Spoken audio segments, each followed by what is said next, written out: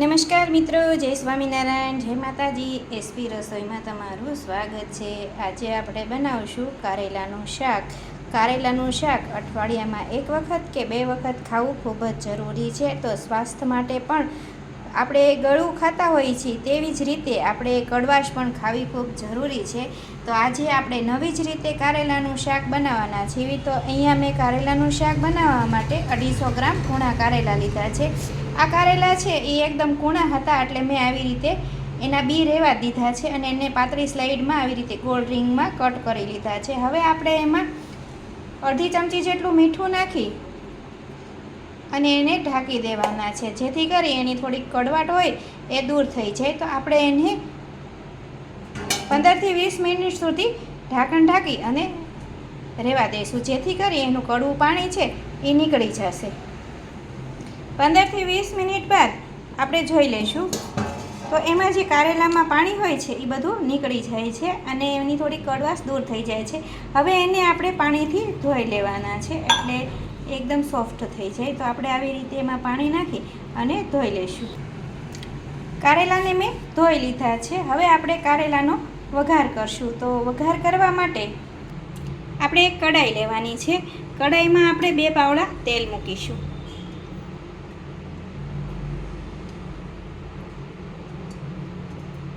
આપણે કારેલાનું શાક છે એ કઢાઈમાં જ બનાવશું, તો 2 પાવડા જેટલું આપણે તેલ મૂકશું.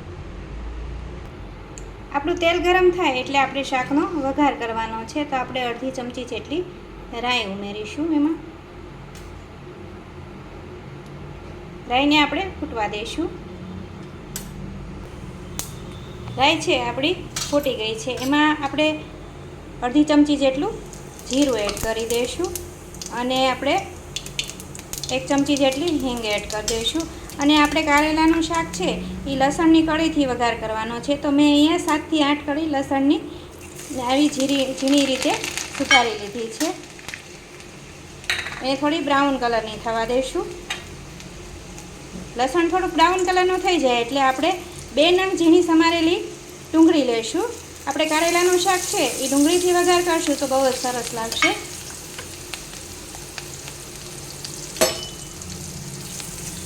થોડું આપણે બ્રાઉન કલરનું થવા દેવાનું છે લસણ અને ડુંગળી બંનેને.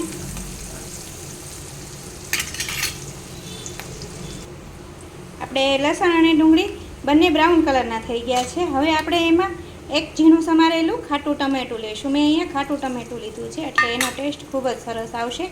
એને પણ આપણે થોડુંક કૂક થવા દેવાનું છે. તો અંદર થોડુંક ચડી જાય ત્યાં સુધી એને આપણે કૂક થવા દઈશું.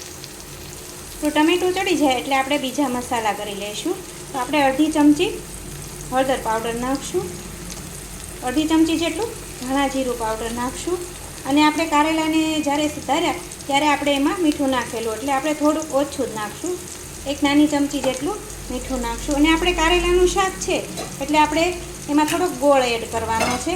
તો હું અહીંયા 1 ગાંગડો ગોળનો ઝીણો સમારી અને નાખું છું એટલે થોડોક વધારે ટેસ્ટી લાગશે.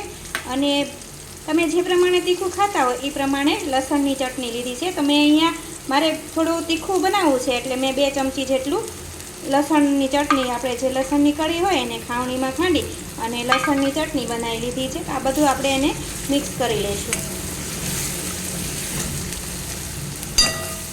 હવે આપણે એમાં 1 ચમચી ચણાનો લોટ નાખવાનો છે. જો તમે કારેલાના શાકમાં થોડો ચણાનો લોટ એડ કરશો ને તો શાક ખૂબ જ સરસ લાગશે. તો 1 ચમચી જેટલો આપણે ચણાનો લોટ એડ કરી દઈશું અને આપણે પછી એમાં કારેલા એડ કરવાના છે. આવી રીતે થોડું મિક્સ કરી લઈએ આપણે.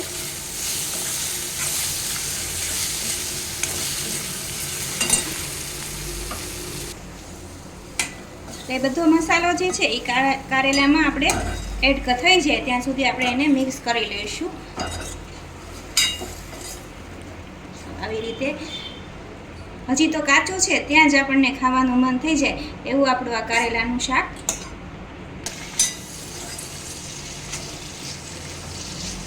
તો જો આપણે કારેલા છે એને આપણે 10 થી 15 મિનિટ આવી રીતે ચડવા દેવાના છે. આવી રીતે રીંગ કારેલા છે એટલે તરત જ ચડી જશે. તો જો મિત્રો, કારેલાનું શાક બનાવવાની રેસીપી તમને પસંદ આવે તો એસપી રસોઈને સબસ્ક્રાઈબ કરી અને બેલ આઇકન દબાવવાનું ભૂલતા નહીં, જેથી કરી તમને મારી અવનવી રસોઈ જોવા મળે. તો આપણે આને 5 થી 6 મિનિટ સુધી ચડવા દઈશું અને માથે આપણે ઢાંકણ ઢાંકી દઈશું. તો આપણે 6 થી 7 મિનિટ જેવું થઈ ગયું છે અને તેલ પણ છૂટું પડવા માંડ્યું છે. તો આપણે ચેક કરી લઈશું કે આપણા કારેલા ચડી ગયા છે કે નહીં. જો એકદમ સરસ ચડી જાય કારેલા. તો આપણા કારેલા ચડી ગયા છે. એમાં આપણે થોડાક લીલા ધાણા નાખી દઈએ અને બરાબર મિક્સ કરી લઈએ. આ શાક છે ને એ નાના બાળકો ન ખાતા હોય ને તો પણ ખાય એવું આ કારેલાનું શાક એકદમ સરસ લાગશે. તો તમે મારી રીતે જરૂરથી એક વખત બનાવજો. આપણે લીલા ધાણા એડ કરી દીધા છે. આપણે ગેસને હવે બંધ કરી દઈશું અને આપણે શાકને સર્વ કરશું. તો જો મિત્રો કેટલું સરસ આ કારેલાનું શાક બની અને તૈયાર થઈ ગયું છે.